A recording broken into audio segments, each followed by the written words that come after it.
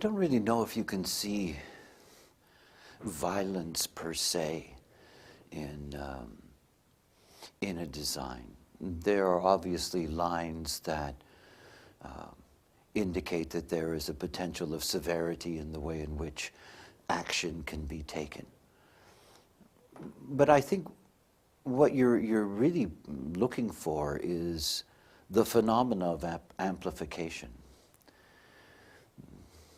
If you have an open center in design, and somebody steps into your aura and they define that center for you, what happens isn't simply that you take in their information. It doesn't even really work specifically that way. Basically what's happening is that through connections, through channels, that your center is becoming active. But it's becoming active as an amplification of what you're taking in, an amplification. In other words, it's not the same energy at all. So for example, the classic is the emotional system. I have an open emotional center. I only have one gate unconscious out of my emotional system. And when I had my youngest son, when my youngest son came into the world, he made 7 connections to my emotional system, and he was deeply emotional. And I remember at the time telling students of mine that it was one of the great tests of awareness for me, was to be able to deal with that level of emotional input, and that level of emotional input in which my system amplifies that. I mean, if you're a musician who's ever experimented with electrical instruments, you know that amplifiers are both positives and negatives. That is, amplification can be a way of making things simply louder for others. It can also lead to distortion.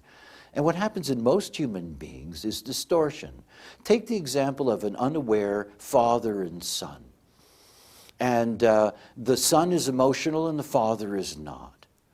And the child is upset with the father. The father is going to be even more upset with the child because the father is going to amplify that emotional energy. That amplification system can get out of whack. It's when things can get out of control. It's where most violence comes from. I mean, most violence is rooted in out-of-control amplification. It's just the way it is. And you see awareness. It was so obvious to me what kind of emotional energy I was taking in. And that I could see very easily within me this, ancient animal mechanism of, the potential anger in me as a manifester coming out. The awareness of where that energy was coming from, why it felt the way it did, was transforming for me.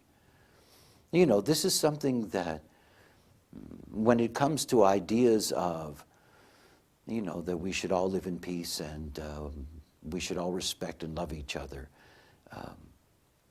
all of that is well and good in a world of awareness.